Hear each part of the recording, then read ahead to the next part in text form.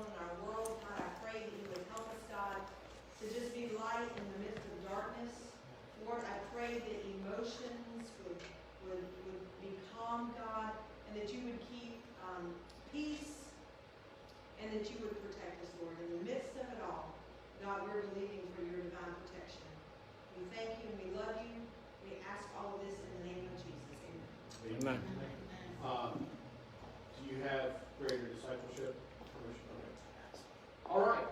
So, we're continuing in our discussion of the 7 deadly sins, or the 7 deadly vices, and looking at the topic of emotionally healthy spirituality, and recognizing that in order for us to have emotional health, we need to recognize the events that have happened in our lives that have caused emptiness, that have caused wants, that have caused pain. The fact that many times, as Rev Chief explained in one of our classes, that we grow physically, however, and we may grow intellectually, but we don't grow emotionally. We get held up at that level. And then a lot of our behaviors are trying to fill that void, that emptiness, answer that question, that satisfy that loneliness, whatever the case might be. So we talked about out of James how when the enemy, and not when we talk about the enemy, we're talking about from Ephesians 2, just to recap here, flesh, world, devil. Those are the 3 that attack you. Those 3 will tempt you. Well, what are they tempting you with? Something to satisfy that longing, that to heal that hurt, to fill that void, because all 3 know what's happening and how that's affected your behavior, your worldview. Angie's done some great teaching on worldview, and it's important to realize that many times our worldview is established in those formative years. How we view the world, how we view relationships, how we view sexual activity, how we view, I am sorry for coffee, my allergy started kicking about 2 hours ago. But how we view our relationships and alcohol or drugs. There's a reason that there is a pervasive nature to this in families, etc. So once that temptation is offered, what is the bait that is being dangled in front? We've talked about the 7 deadly sins. And Thomas Aquinas rightly notes that these are capital sins. They are like generals on the battlefield. They are leading to all of the other sins. They are manipulating them. They're controlling them to bring you into submission. A great illustration of this is C.S. Lewis' classic work, Screwtape Letters. And we see this happening. Tonight we're going to look at the first one. Now, it's not the first on the list from Cassian. Well, it is from Cassian, but not from Gregory, not from Aquinas. But I like the way that Evagrius, when he put together the 8, and then Cassian looking at the 7, what would become the 7, they put it in order from the physical / emotional to the spiritual, because there is a progression that is evident in that. And Aquinas didn't deny this, so it's worth looking at.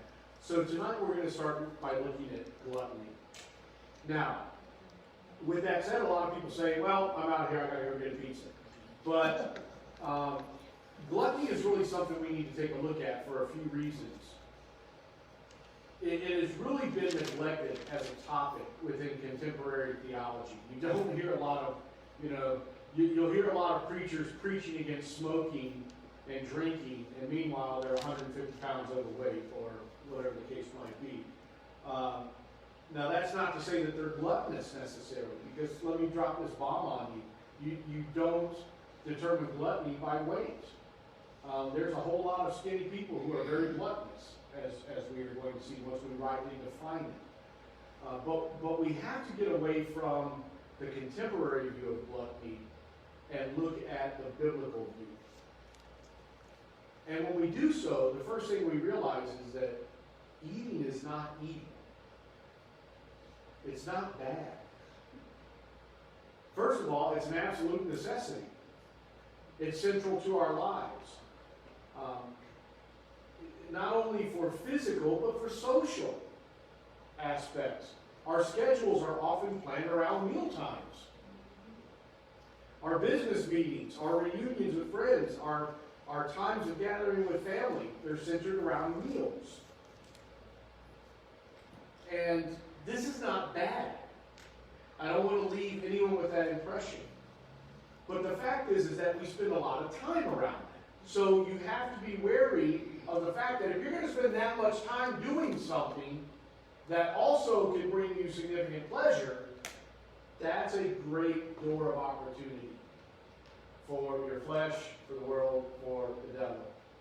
The USDA reports that between the ages of 20 and 50, the average person spends roughly 28,000 hours eating, which is more than 1,160 days cumulative.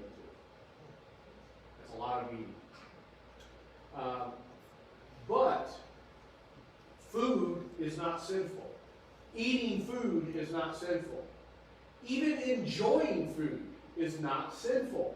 In fact, Thomas Aquinas says that the more natural and the more necessary the activity, the more pleasure God designed to accompany the activity.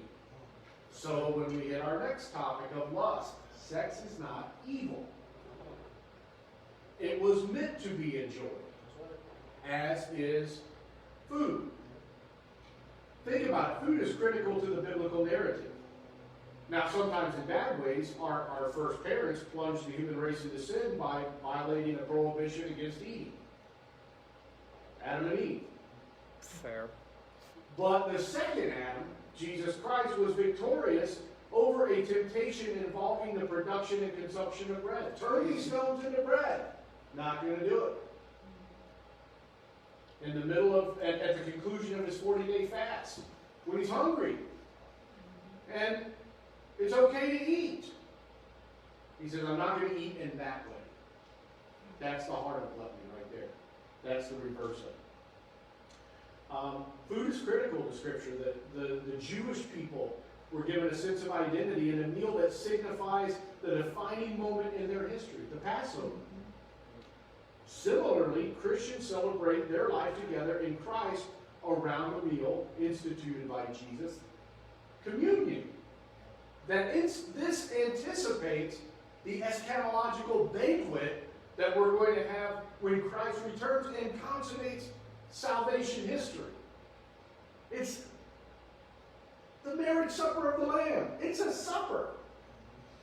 Food is not sinful.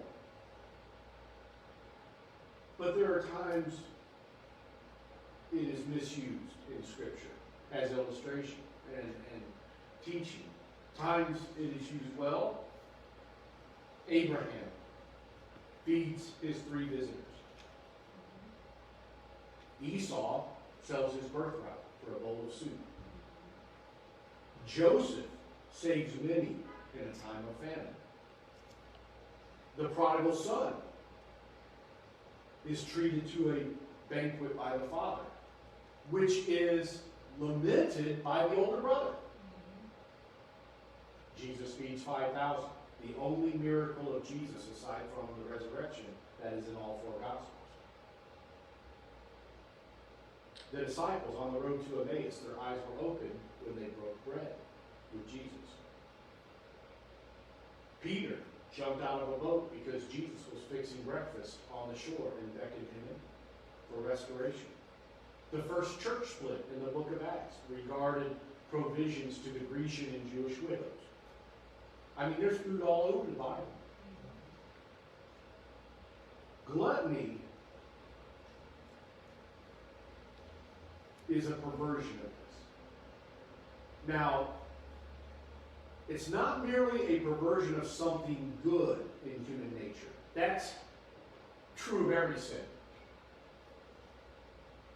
A perversion of the good, an absence of the good, or choosing a lesser good instead of the ultimate good. That's true of every sin. But gluttony is not simply a perversion of something good in human nature. It's a perversion of something that is necessary to live. And that's why it's so dangerous.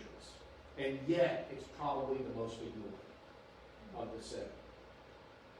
Ultimately, this good eating that God has given has been corrupted. Our culture has adapted to this. We have TV dinners, drive-through windows, tailgate parties. We center all of our life not only around food, but over consumption of. It is framed as immediate gratification, fast food, home deliveries, your way right away. What's that? DoorDash. Love DoorDash. Grubhub. Preach. But I mean, it's not just even. You remember when I was growing up, they had a commercial, bet you can't eat just one. Yeah. Remember that? Yeah. It's almost like challenging you. Much of our social life is structured around eating and drinking. Eating contests. This satisfies our bodily needs, but this also means gluttony is easy to fall into and very hard to break free from. In his 2001 book, Fast Food Nation, Eric Schlosser stated the annual healthcare cost in the United States stemming from obesity approached 140 billion, while Americans spent more than 35 billion on weight loss schemes and diet products. By 2010, the dietary industry was earning nearly $61 billion annually. Whoa. So we recognize medicinally and dietary, there's big bucks to be had. So why is it so hard for millions of men and women to maintain a healthy lifestyle? We're inundated with this. Nearly 1/3 of adults in the United States are obese by commonly accepted standards. Nearly 14 million Americans, 1 in every 12 adults, abuse alcohol, which falls into the same category of gluttony. There's growing incidence of health consequences such as childhood diabetes. Why? Well, why are we so gluttonous in the West? What do you guys think? What are some reasons for this? What? Media. So we're marketed this way. Our what? Our budgets. Our abundance. Okay, yeah. We have more food now than ever before. I probably have more food in my pantry than some families had in a month fewer than 100 years ago. What else? Lack of self-control. So we live in a society that advocates get all you can and can all you get, right? Sugar addictions. So we start feeding on this. Some it's coping. How I'm they sorry? cope. How they cope. Coping mechanisms. So we've turned to this for coping. We're going to talk about that. Instant gratification. Cost. Yes. I mean, especially when it's fast food and stuff of that nature. So, yeah, it's readily available, it's readily affordable. In some ways, we're victims of our own success. Our modern lifestyle is more sedentary than ever before. A lot of people have office jobs and sit around. You know, we're less physically active than our ancestors were, who had to grow their own. We have become a consumer-oriented society, believing that more is better, so we consume bigger portions.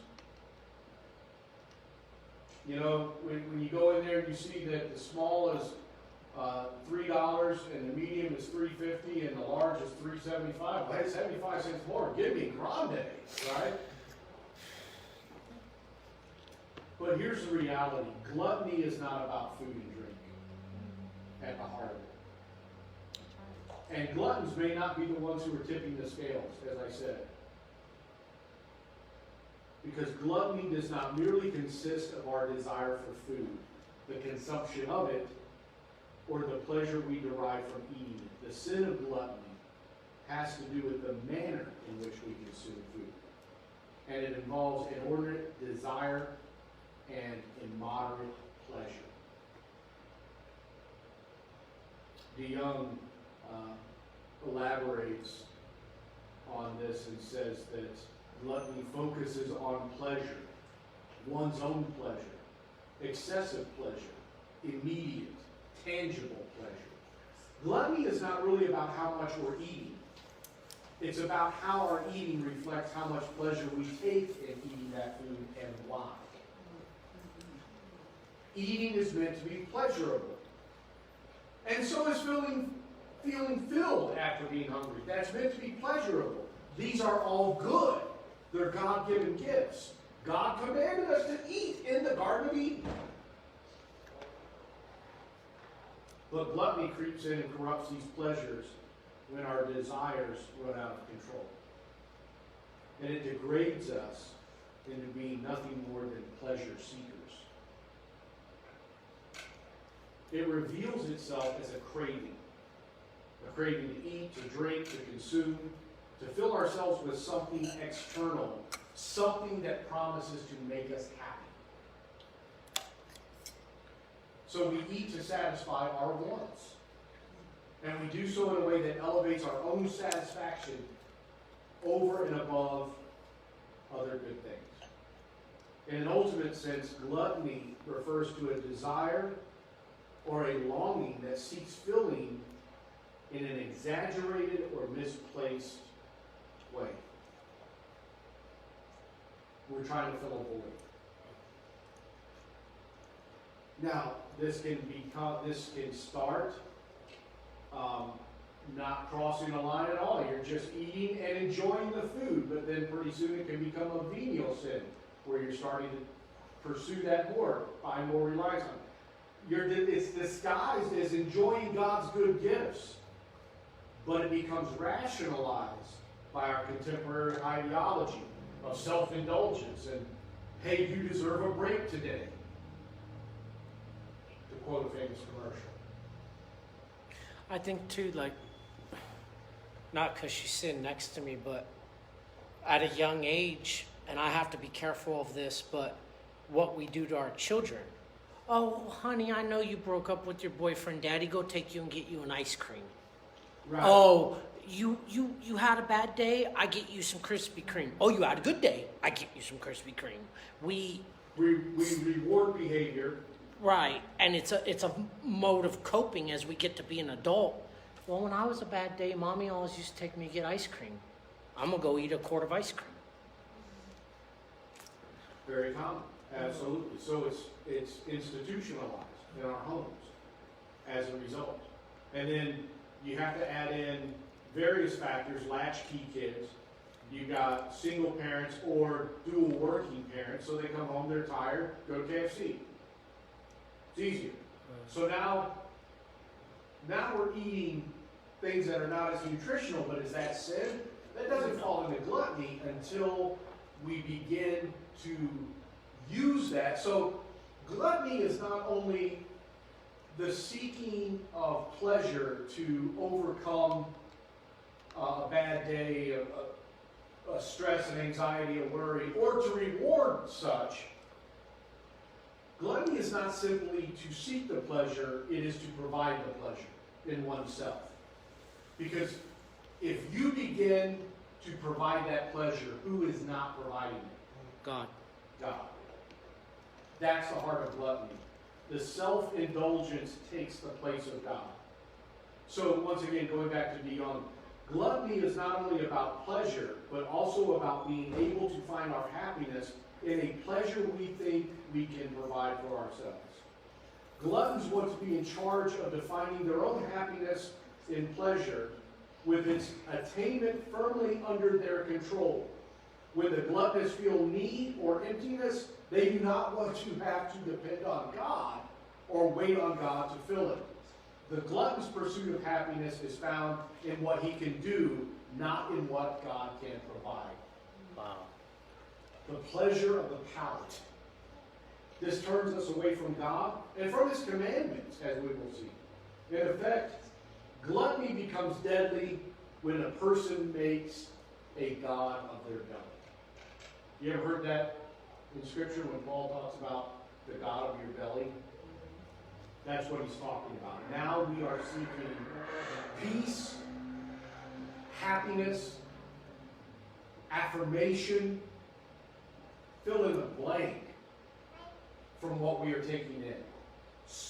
Some will do it with alcohol, some will do it with drugs, some will do it with food. I've got that right there. Thank you.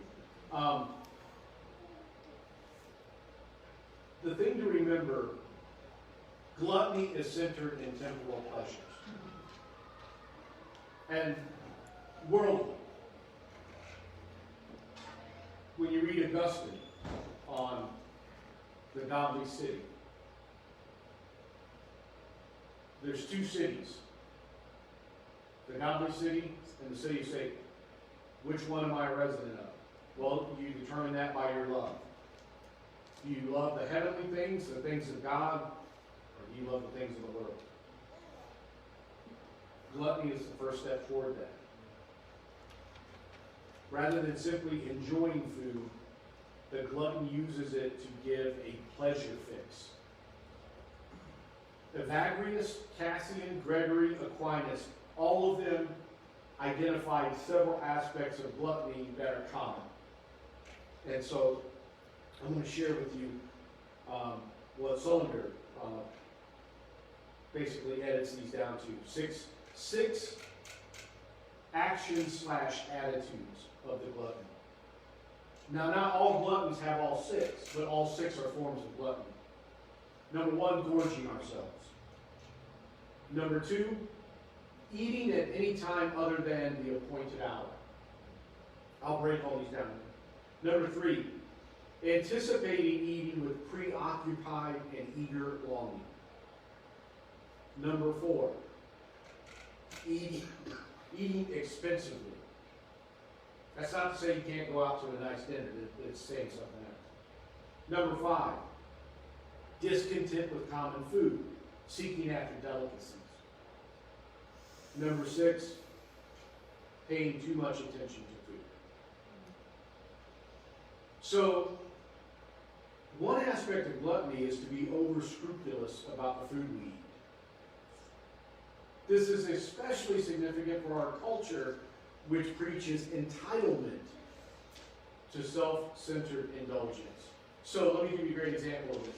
In the Screwtape Letters, C.S. Lewis gives a memorable example. This is sometimes called dainty gluttony. One devil is bragging to another that they have hoodwinked the human race into thinking gluttony is no longer a moral concern because everyone knows that eating too much is wrong. But the devils have switched strategy and are cleverly tempting us into the gluttony, the dainty gluttony. So here's how it goes down, and I'm quoting him. She is a positive terror to hostesses and servants. She is always turning from what has been offered to say with a demure little sigh and a smile, "Oh, please, please, all I want is a cup of tea. Weak, but not too weak.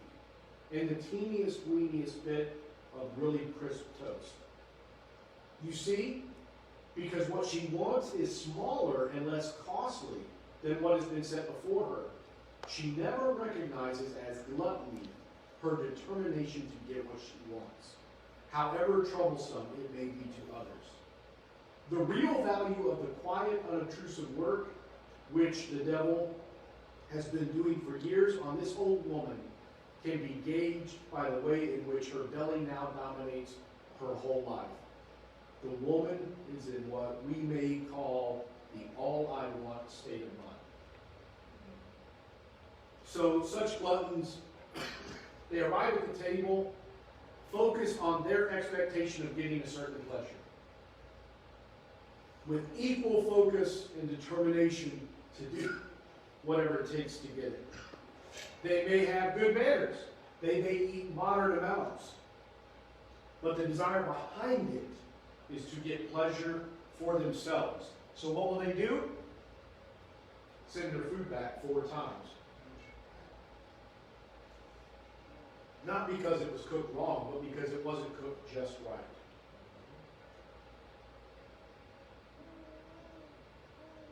They will demand, because, remember, pride is feeding all of this. Well, I'm not going to overeat. I'm not going to be a glutton. I'm only going to eat this little bit. Well, now you're getting a satisfaction out of that. You understand what I'm saying? It's not the amount that she or he is eating. It's the intent behind it. Similarly, other forms of gluttony. Overeating is definitely in that category. That's the one who eats past the point of fullness for the sake of indulging their appetites. Well, got one more notch on the belt. I got room for dessert. Right? Yes. Hasty eating is considered gluttonous. Putting in another bite before the last one is chewed and swallowed. This also pinpoints the sneaky snacker, the one dipping into the cupboard or the buffet before the appointed hour because they can't resist or wait that long. They're being controlled by their appetites. What? I do. Sneaking deviled eggs. I'd be going over to Alex's house and snacking while you're at work. And many times, we joke about these things. I often used to say, well, I no longer smoke or drink or do drugs, so what do I have left? I've got food, so I'm going to jump into that. Well, how is that any different than being a drug addict in the eyes of God? I'm allowing my appetites to control my behavior. Wow. And it comes to the point that when I had a bad day, I'd eat a pizza. Yep. If I had a really bad day, I'd eat a pizza and a big bowl of ice cream. So my wife's sitting there going, man, he's had a lot of really bad days. But if I had a good day, I'd reward myself. If I was having a hectic day, I'm going to run through McDonald's. And it would ease. That's being controlled by your appetites. Chocolate, pastries, coffee.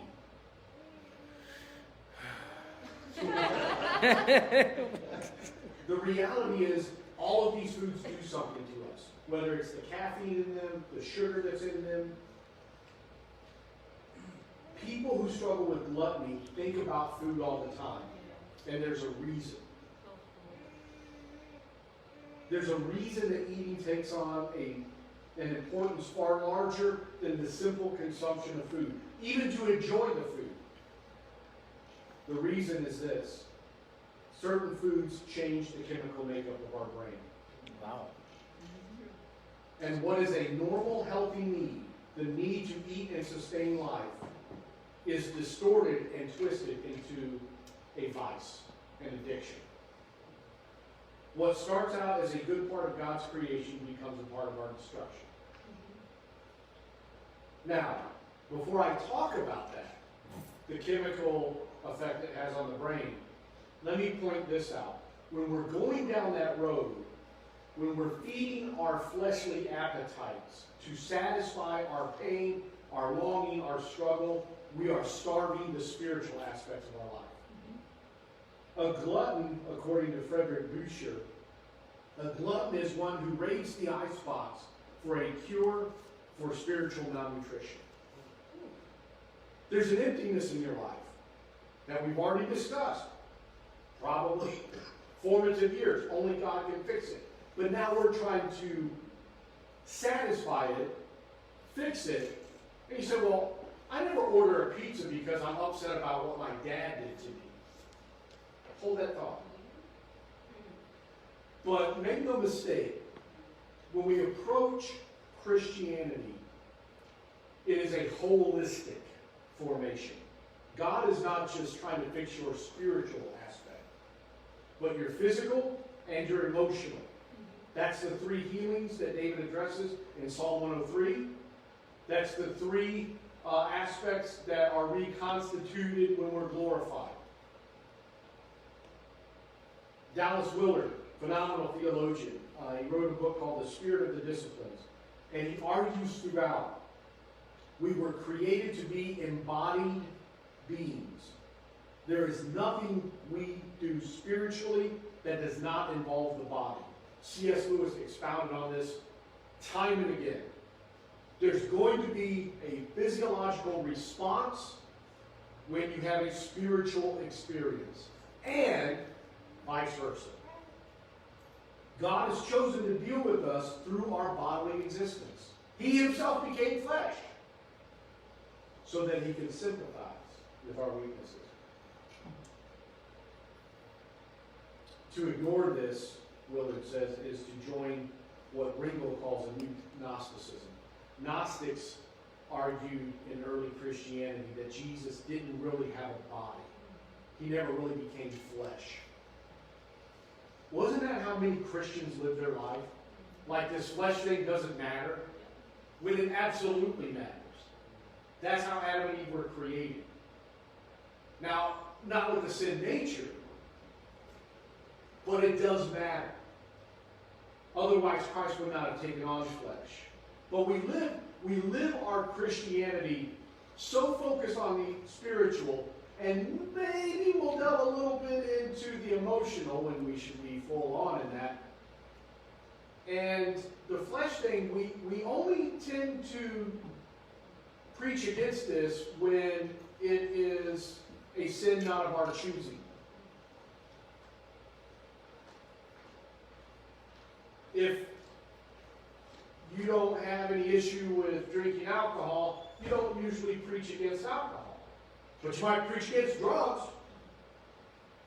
Well, if you have an aversion to drugs and alcohol, you might preach against them, but you're not preaching against overeating when you're headed to the buffet after service. You see what I'm saying?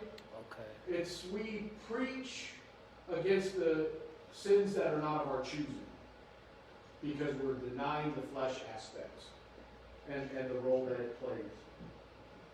This is why, according to the church fathers, especially the desert fathers, gluttony has to be the first we face in spiritual battle.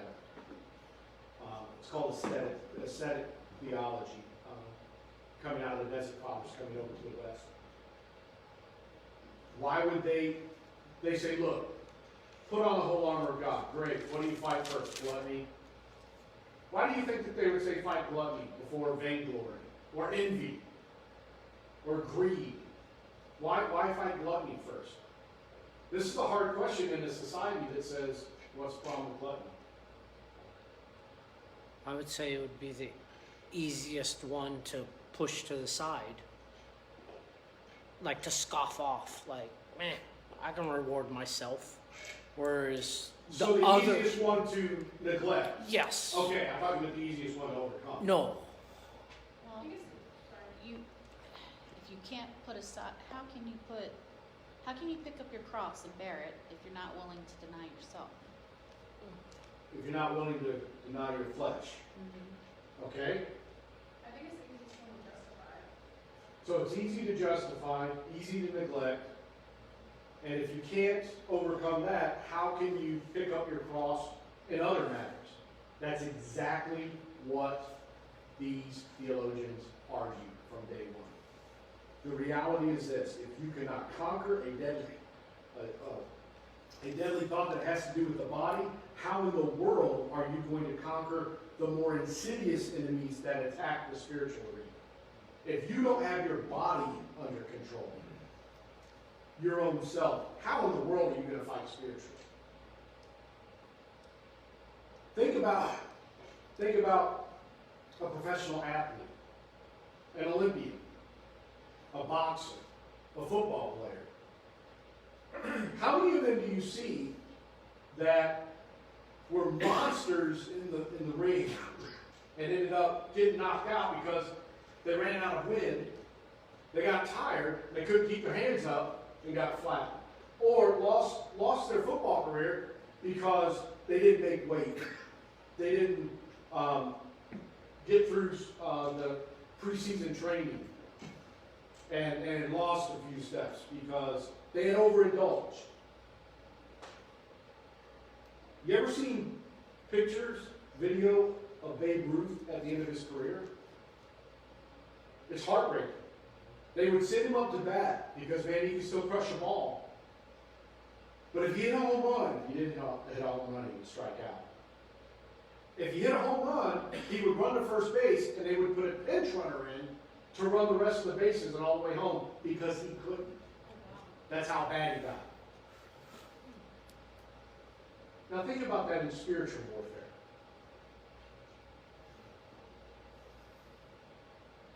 We are more than just material beings. We're spiritual. And if we are only addressing our physical needs, we're leaving our spiritual needs neglected, empty. And not only that, we're not even acting in a spiritual way. You know, traditionally, the glutton is portrayed as being more animal-like than human. Man, our puppy, he knows when I go outside and I come in with that cup full of food, man, he starts jumping all over. He's going nuts. And don't get in his way when I pour it in his bowl. Don't put your fingers in there. Now, he ain't going to bite you aggressively, but he ain't going to stop eating either. I mean, I don't even think he chews, right? Animals go straight for food without any thought of the social aspects of eating. But that's one of the things that makes us human. God gave it to us as a gift. And we do it for the function of community and celebration of family. The glutton does not. These things are being neglected. When they feel empty, they turn to the quick fix. And because gluttons don't restrain and train their desires for their own physical enjoyment, eventually the only kind of pleasure they are able to appreciate is the satisfaction of the intake. Even though it cannot fully satisfy. No matter how lovely the pleasure is that we take in eating or drinking, you're always going to get hungry or thirsty again. The pleasure doesn't last. There's an entire book in the Bible that's devoted to this point. Anybody know what it is? Ecclesiastes. Vanity, vanity. Everything under the sun is vanity. Kohelet says. Why? He says, I've tried everything. And nothing satisfies because it's all fleeting. It's all a mist. So what's the great wisdom? Everything under the sun is vanity. Who is not under the sun? God. God. That's the great wisdom of Ecclesiastes. Nevertheless, when we engage in gluttony, our desires tend to escalate, even though they're empty and they don't satisfy. Why? Well, keep this in mind as I give this answer. Gluttony's insatiability is the opposite of godly content. You know what a glutton is trying to find? Content.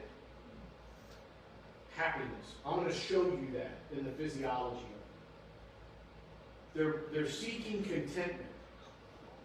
1 Timothy 6 tells us that godly contentment is great gain. Gluttony is the opposite of godly contentment. It's the opposite of gratitude. In an attempt to be in control, ultimately we become a slave to our cravings. Gluttony has medical and moral dimensions, as do most addictions. Now, a craving in and of itself is not a bad thing. I mean, in earlier eons, it drove humans to seek food and water relentlessly, which is a good thing because that means we're here. This enabled them to survive. The craving mechanism worked as planned. But in contemporary times, the process has been hijacked. So, the brain is a complex system of various chemicals that are called neurotransmitters. Some of the names of the more common ones, I think there's 15 neurotransmitters. Some of the names of the more common ones may be familiar. Dopamine, epinephrine, serotonin. These neurotransmitters influence overall brain efficiency. They influence your health, your function. That's why people who have a chemical imbalance, they can tell pretty quickly by your behavior or lack thereof which one you're missing, because they know which ones control what. And that's why not everyone who is diagnosed with clinical depression takes the same medicine. They might be missing a different thing than the other. So these neurotransmitters influence moods, such as excitement or depression, the ability to handle pain, your sleep patterns, your sense of peace and well-being. The neurotransmitter that is associated with the pleasure of consumption is dopamine.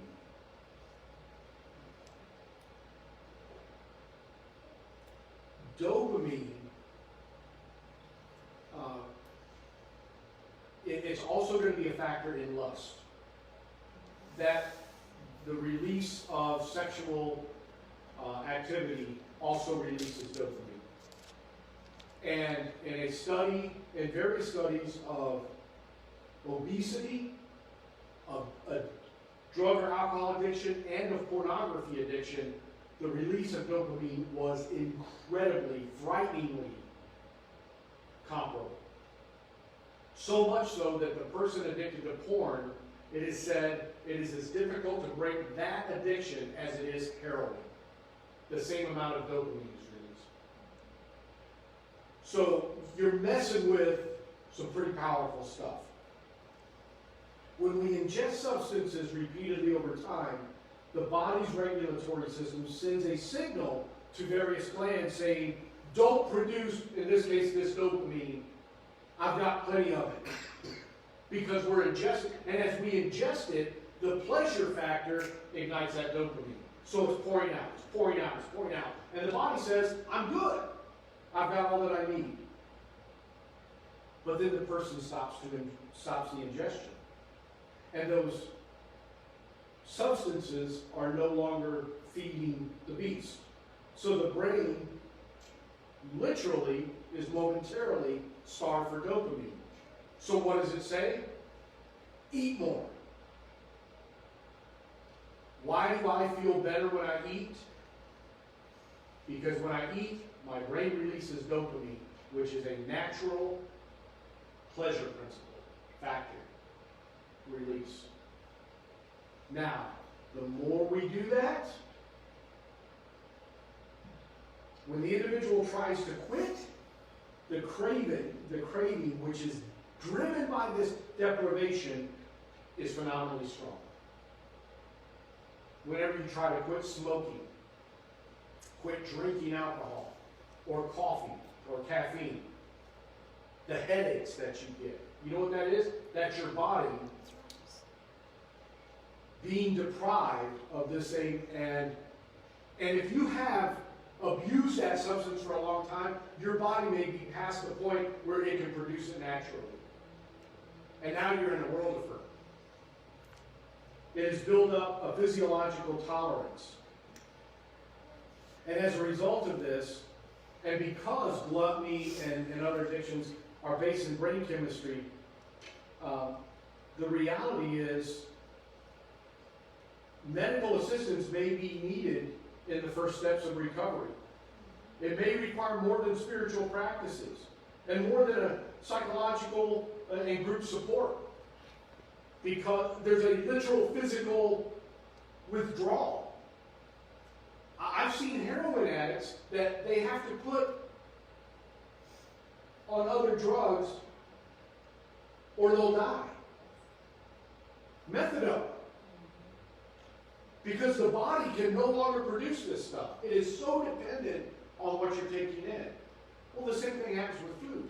Sugar has this effect. Caffeine has this effect, among other aspects of what we eat. So, because gluttony is based on our brain chemistry, these addictions are intense and they're hard to break. So what do? We justify it. We neglect it. We bring in a culture that says, hey, you know, in Greek society, around the time of Jesus, fat, bald men were the most desired by women. Well, Now, a lot of men might be like, woohoo!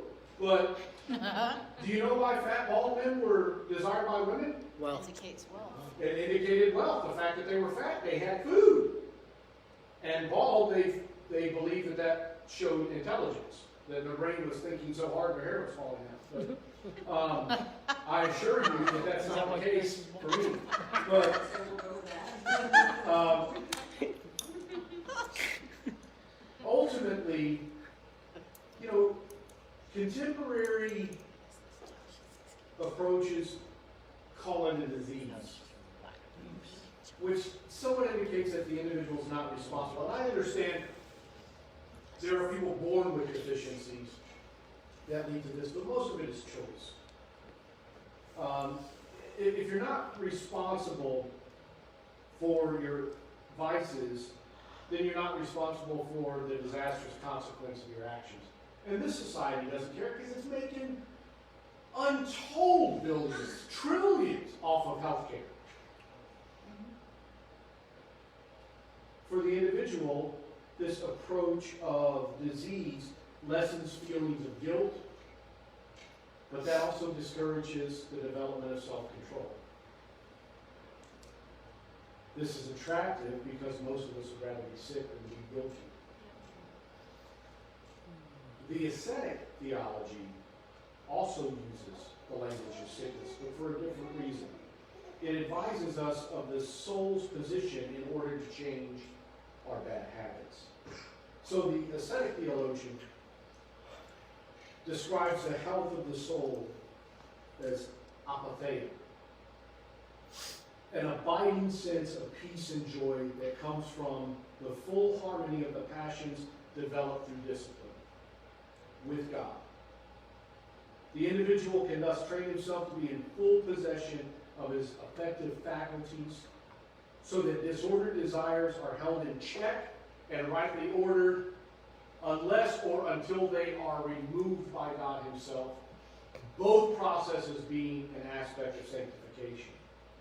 But the result, then, in that self-discipline, self-control, is a state of deep calm and the ability to remain calm and peaceful even when memories or events stimulate and disorder the passions. So when we approach it from the spiritual aspect, okay, food is good, I'm going to enjoy it, but when it comes to my contentment and my peace, I'm going to trust God for that. I'm not going to fire up a cigarette. I'm not going to take a shot of whiskey. I'm not going to eat a pizza or a can of Haagen Dazs. I'm going to seek this in God. Then what is happening there is you begin to grow in that contentment and that peace. And then when things shake you, you don't say, man, I got to get a drink. Man, I got to run through McDonald's. Because that's not how you're satisfying this. So, apatheia can be had or lost by degrees, by how you are engaging in it, how you're growing in it. But it remains limited by your own constitution. Here's what I want to hit. Apatheia enables agape. Agape being godly love. If you are driven by satisfying your own appetites, what preference do you give God and others? You say, oh, well, that's just me eating. No. That is indicative of your heart.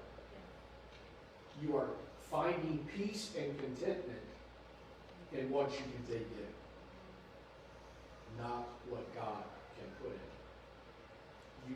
So as we've already discussed, you are taking the role of pleasure provider.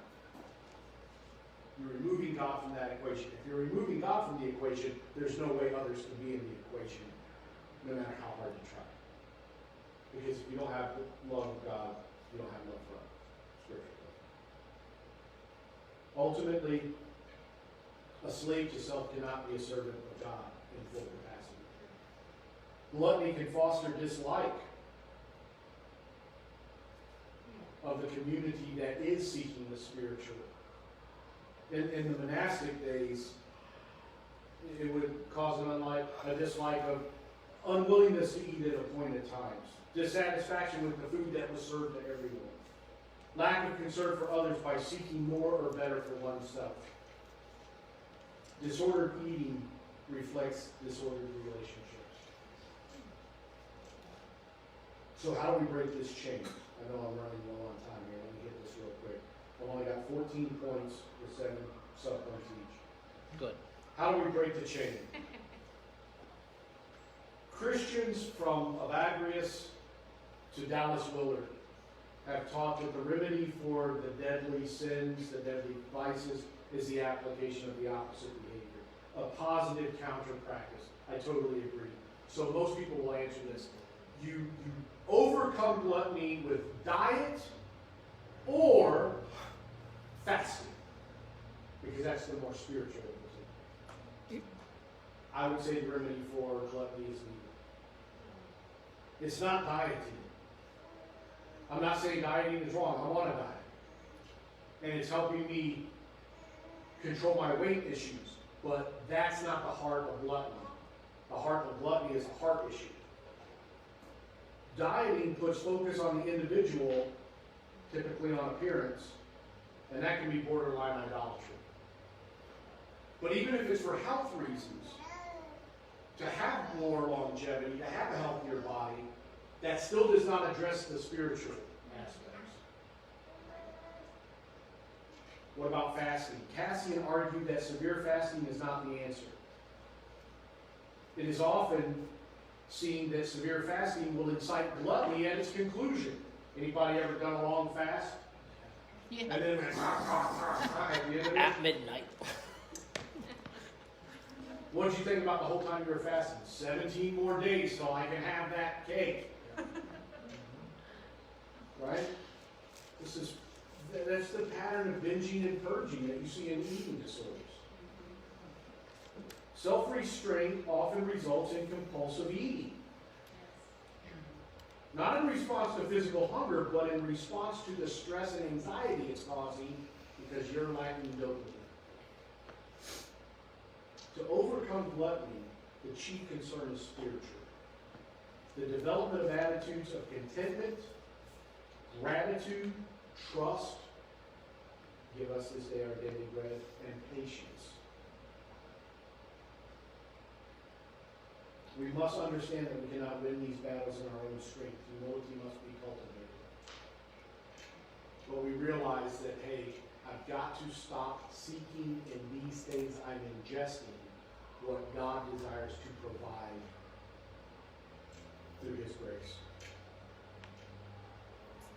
So we don't over-sacralize the body, we don't desecrate the body. We attend to the needs of the body, and we enjoy food. But we do not enjoy the sensations of what food provides in the absence of God. So how do we do this?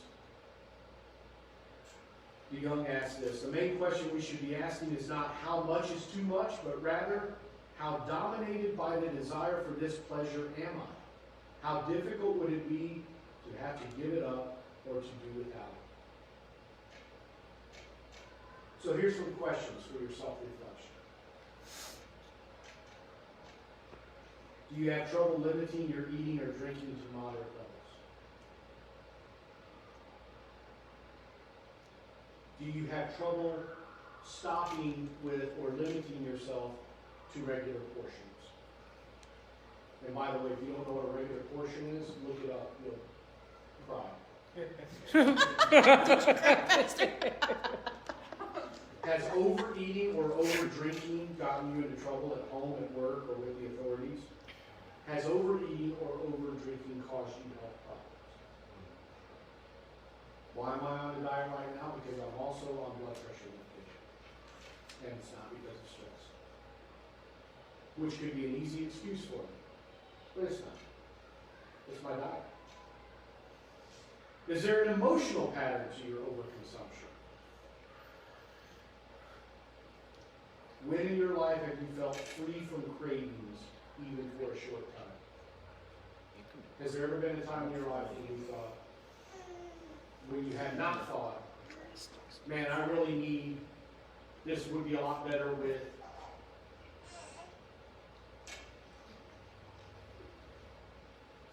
We can put consumption in its proper place. Meditate on God. Get the peace and the contentment within. Allow others to hold you accountable. That's my coach, who's monitoring everything that I eat. And rightly so. I need that. Because I will sit up until midnight working and then eat Cheetos. And I don't mean a handful of Cheetos. I mean the bag. And I don't mean the individual bag. I mean the bag. The bag. The bag. Praise be. All the little I things need in- accountability. But I also need to find other ways to comfort myself and cope with problems and identify the emotional reasons I'm doing so. And commit to finding this in God. Now remember, it takes 21 days to form and establish a new habit. But it can happen. You have to be patient. You got to pray God bring you through this. Here's another helpful hint. View meal times as sacred occasions. Family gathering. Do devotions together. Make sure you're praying together. Talk together. Put your cell phone away. Sit down with loved ones. For times of fellowship and relationship, not simply consumption. It's a whole lot that Augustine talks about on avoiding gluttony. Eat well enough for your body to function well. Mistreatment of the body is a flawed self-love, he explains. Don't deprive others to gratify your own desire for pleasure. Do you keep foods in the house but tell family members they're not allowed to eat them? I did for a long time. Don't eat them all! What are you going to do?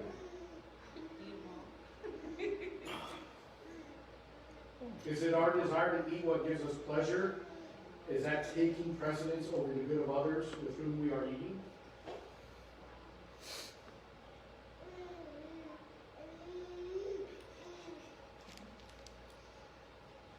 We are pursuing our good as whole persons, not just our physical gratification on eating.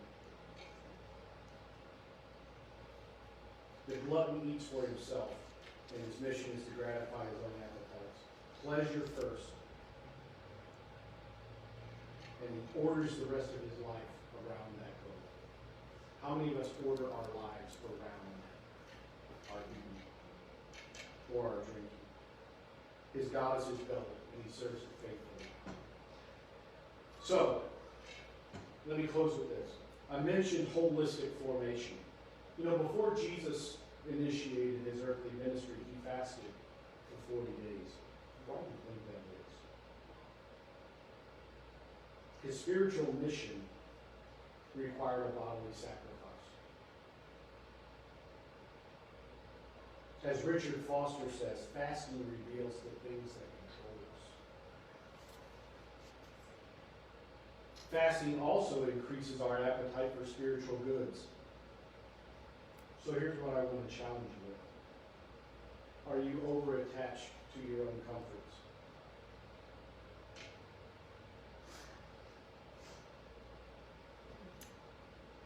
Whatever you're convicted of tonight,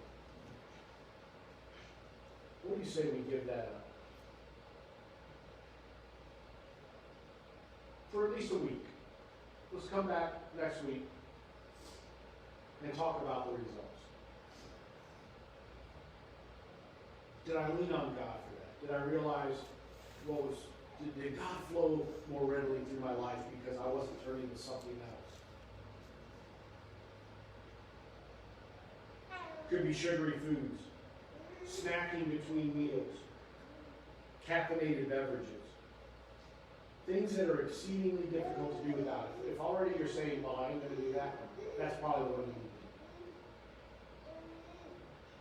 need. Exceedingly difficult to do without, yet none of these examples I just gave are necessary for health.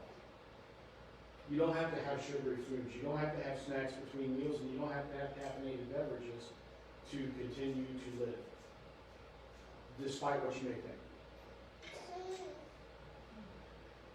So I challenge you. I'm not going to have you sign a pledge or a vow, but I challenge you. Give it to God for the next week. I'm not going to turn to this for comfort, for peace. I'm going to turn to you, God. I'm going to deny my flesh and feed my spirit. Is that worthwhile? Amen. Father, we thank you, Lord, tonight for this insight that you have given on the issue of gluttony. Lord, I firmly believe there's no one in this house that is not guilty of this in some measure or manner. Lord, I know I'm at the front of that line. And I have addressed much of my emotional unhealthiness. I have medicated it through the avenues of gluttony. But Lord, I thank you that you are a compassionate and merciful God. That you forgive us, that you train us, that you discipline us, that you disciple us to grow in your grace and knowledge. Father, I believe others are on that journey as well in this house and perhaps watching online. Father, I pray that in the coming week they would see, not that it's going to be easy to give this up. Lord, show us how much it controls us. But also show us how much peace and contentment and pleasure we can find when we turn to you rather than the things we deem pleasurable, that are only fleshly, that are something good that has been misappropriated for our own pleasure. Father, I thank you for this. Lord, may it be to your glory, through the power of your Spirit, and in the name of your Son. Amen. Look forward to hearing the testimonies, maybe even on Sunday, but if not next week. Amen? Amen. Thank you. God bless you.